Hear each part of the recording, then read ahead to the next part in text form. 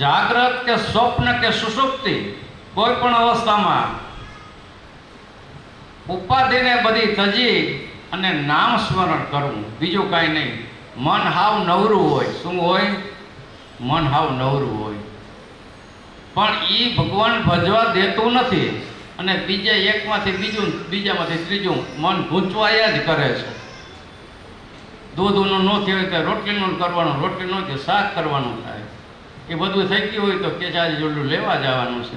એક પછી એક માલિકોને વિચારો ચાલુ ને ચાલુ હોય બધાયના. પુરુષ વર્ગ હોય તો એને કામકાજના વ્યવહારો વળગેલા હોય, બીજા ત્રીજા બધા વળગેલા હોય. મારે કે કરવા કોઈને મનાઈ નથી કરી ભગવાને. બધો વ્યવહાર ભગવાન પોતે આવે છે તોય એને કરવો પડે. ગાયું ચારવા જવું પડે, જંગલમાં જવું પડે, વનમાં તપશ્ચર્યા કરવા જવું પડે, કાશીમાં ભણવા જવું પડે. આ સંસારના લોક એવો છે, બધુંય કરવું પડે. ભગવાન આવે છે તો આપણે તો ગ્રહસ્થ છે, કરવું જ પડે. પણ બધાની જે મનની વૃત્તિઓ છે તે ક્યાં છે અને ક્યાં આપણું મન ખેંચાય છે? જો લોકરંજનમાં જ ખેંચાતું હોય તો સત્સંગનો યોગ્ય કરીને મનને પાછું વાળી અને ભગવાન સન્મુખ કરી દેવું. દેહ કરીને ક્રિયા ગમે તે થતી હોય પણ સ્મરણ ભગવાન મનમાં અંદર અનાદિ શ્રી કૃષ્ણ નારાયણ, અનાદિ શ્રી કૃષ્ણ નારાયણ, અનાદિ શ્રી કૃષ્ણ નારાયણ, આવો મંત્રનો જાપ અંદર ચાલુ રાખવો. તો જે કંઈ ઉપાધિ કે વ્યાધિ છે એ બધી ભગવાન આપણી સંભાળી લે અને ભગવાનને સંભાળીને બધું કર્યા કરવું.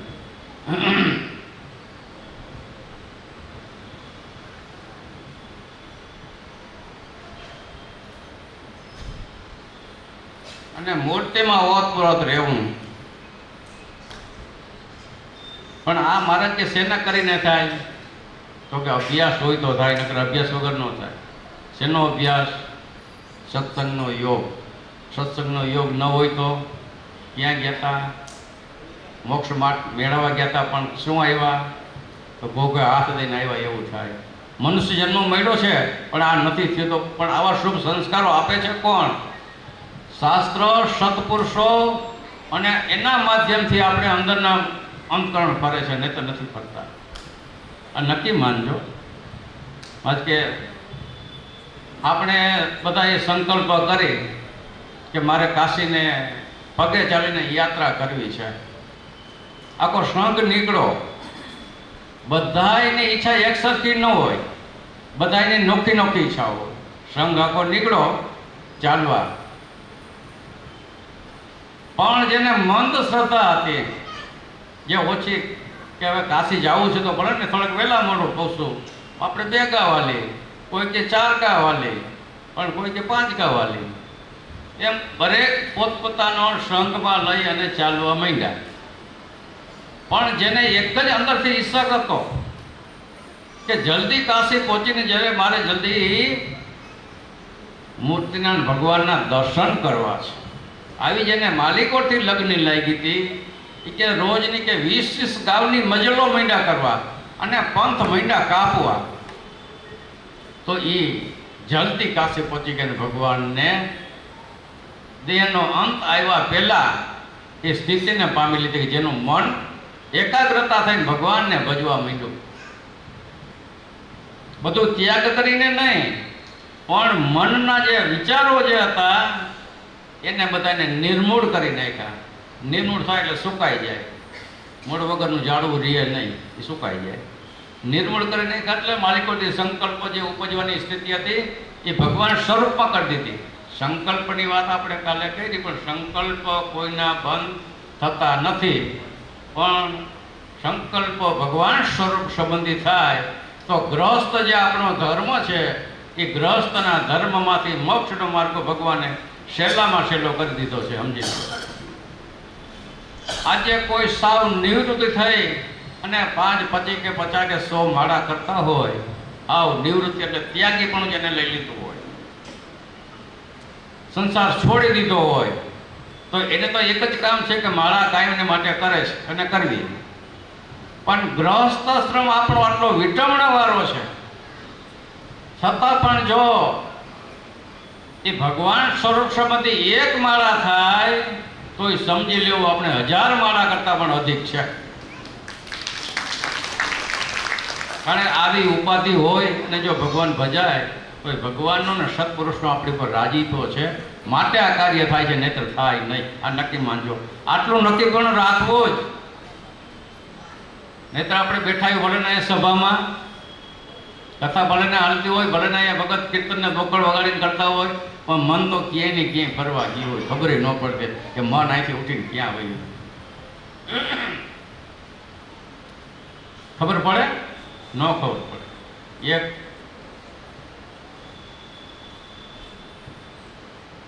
ખેડૂ હતા પહેલા જમાનામાં, એટલે ત્યારે ઓલા કોહ આવતા, કોહ એટલે કૂવામાંથી પાણી કાઢી અને બધું પાતા. એ ચામડાના કોહ હતા. હવે હરિભગત તો સારા હતા, ભક્તિ કર્યા કરે, પણ આવું કંઈ જ્ઞાન કે સમજણ એવી બહુ નહીં. એટલે સવારમાં પૂજા કરવાની નિયમ પ્રમાણે પૂજા કરવા તો બેઠા, પણ પૂજા કરતા કરતા એ કે ઓલો હાજે હું કોહ નાખી આવ્યો છું, એ મોચીએ સીવો હોય છે કે નહીં સીવો હોય, તો નહીં સીવો હોય તો મારો કોહ અડધો રહેશે, ઓલો ફૂંકાઈ જશે. આવા આવા વિચારો અંદરથી આયલા કરે. હવે એમાં કોઈક એના ગામના પાડોશમાં રહેતા ભાઈ એવા એ કે ઓલા નાગજી બાપા છે ઘરે, પણ એમના જે દીકરાની વહુ હતી એ સંસ્કારી અને જ્ઞાનવાળી હતી, એના બાપાનું અંતરણ જાળી શકે એવી સ્થિતિવાળી હતી. એટલે તરત એ નાનજી બાપાને કહે, એ બાપા તો અહીં ઘરે છે નહીં, પણ ચમારે ગયા છે. શું કીધું? અહીંયા છે નહીં કે ચમારે ગયા છે. તે બાપા પૂજા કરતા કરતા બોલ્યા, હું ઘરમાં બેઠો છું, હું ચમારે ક્યાં ગયો છું? એ ભાઈએ કામકાજ હતો, વહીવટ બધો પતાવી દીધો. આવ્યા તેને પછી કીધું કે ભાઈ હું ક્યાં ગયા, તો અહીં પૂજા નહોતો કરતો. તો પૂજામાં બેઠા છો ને, ઘરે જ છો, પણ તમે પૂજામાં બેઠા છો છતાં તમારા વિચારો ક્યાં છે અને ક્યાં ગયા હતા એ સ્પષ્ટ કરો. ત્યારે એના દીકરાના વહુ થકી એને જાણપણું આવ્યું, તારી વાત તો સાચી છે, હું ભગવાન સન્મુખ વ્રતિ રાખવા બેઠો છું અને મારી વ્રતિ હું આવી ગઈ, તો પૂજામાં મારું મન લાગ્યું નહીં. તો મહારાજ કે આપણા મનને કાયમને માટે આવું યાદ લેવડાવું કે હું આ પૂજા પાઠ કરું છું, ભજન ભક્તિ કીર્તન કરું છું, જે કાંઈ કરું છું, તો મારી મનની વૃત્તિ એટલી વાર તો શાંત રહે છે કે નથી રહેતી, ક્યાંયથી ઉઠીને બીજા વયું જાય છે? કે આવું અનુસંધાન રાખવું તો જ મહારાજ કે ભજનનું સુખ આવે. ભજનનું સુખ લેવું, ભગવાનનું સંતનું સુખ લેવું હોય તો એકાગ્રતાથી લેવું જોઈએ, તો મજા આવે ને આનંદ આવે. એમાં શાસ્ત્ર કહે, ઉદાહરણ એવું આપ્યું કે ગાયનું વાછડું છે ને, આમ છેટું બાંધ્યું હોય ને ગાયનું વાછડું, તો એને દૂધના સ્વાદની ખબર હોય, પણ ઓલી વિતોરડી છે ને, વિતોરડી એ કે આવમાં ચોંટી હોય ને આચર પાસે આવ ચોંટી હોય, તો એના દૂધના સ્વાદની ખબર ન હોય. તો મહારાજ કે જેનું મન સ્થિર નથી તેને ભગવાનના સંતના સ્વાદની ખબર નથી, એટલે એનો મોક્ષ દેવાની જે સ્થિતિ અને જે આપણી ઉપર રાજીપો છે એની આપણને ખબર નથી. જો એની કિંમત સમજાઈ જાય તો મારે કે આપણે ભગવાનની પ્રતિ અહીંથી કે ઘડીક વાર તો આગળ ન જ જવા દે, 2 કલાક મારે કે આટલું અનુસંધાન થઈ આપણે રાખવું, એ મહારાજનું કેવું થાય છે. તો આપણો જે આ ગૃહસ્થ શ્રમ છે એની અંદર જો ભજન ભક્તિ થાય છે તો અતિ ઉત્તમમાં ઉત્તમ છે. આ નક્કી માનજો, કેવું છે? અતિ ઉત્તમ છે.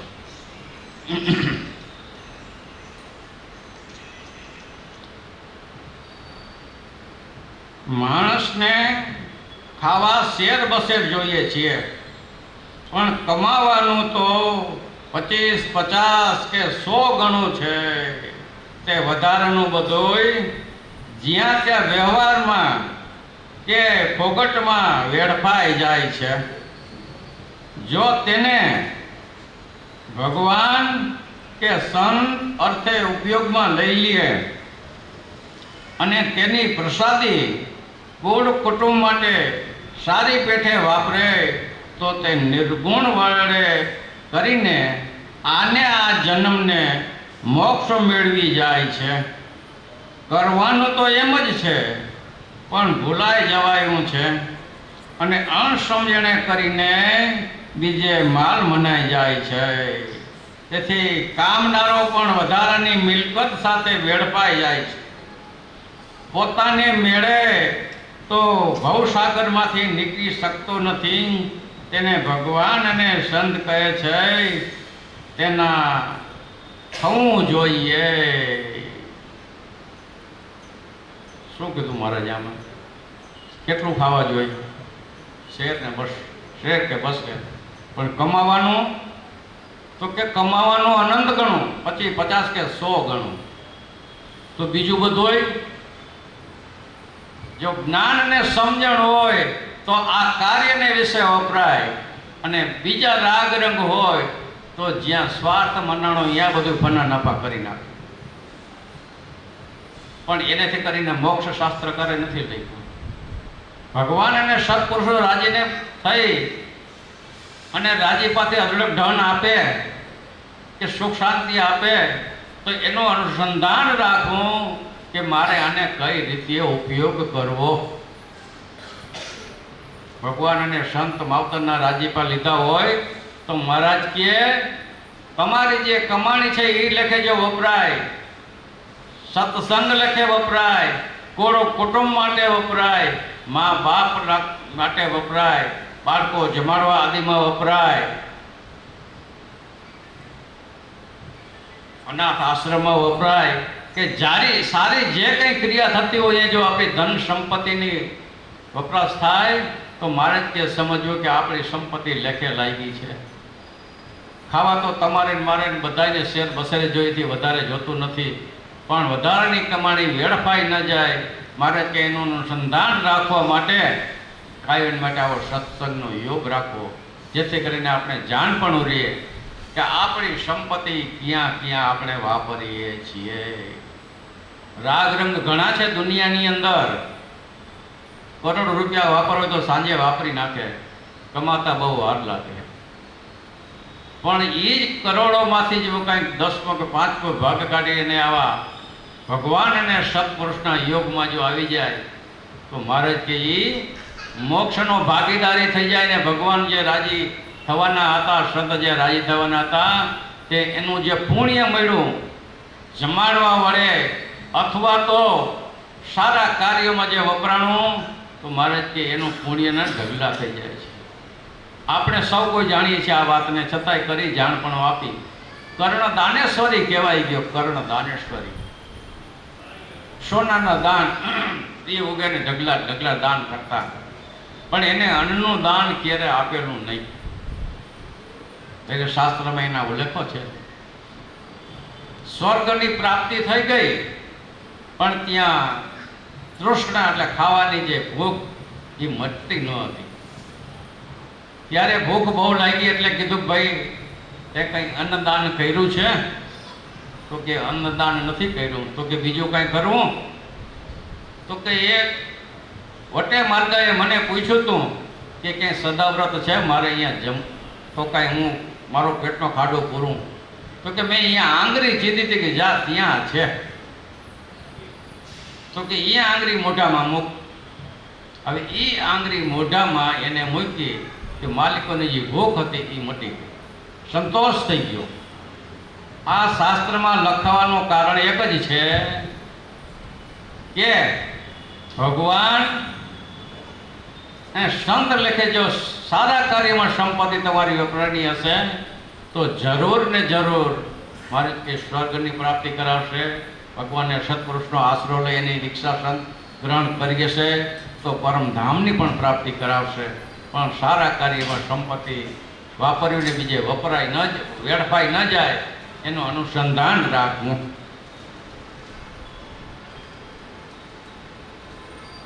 ભગવાન સંતપતિ એવા દયાળુ છે, પોતાને શરણે આવેલા જીવને જીવ જેવો થઈને તેની સાથે ભળીને તેનું ધાર્યું કરીને તેની મરજી સાચવીને તેને રાજી કરીને તેને પોતાનામાં હેત તાળ કરીને તેની ગમતી વાતો પૂરી કરીને તેના ઢાળમાં ભેગા ભળીને તેના જેવા પ્રાકૃત રીતે વર્તીને તે જીવના હરખને પૂરો કરાવે છે અને તેની રીતે પોતે સ્વીકારે અને તેની રમત ગમતમાં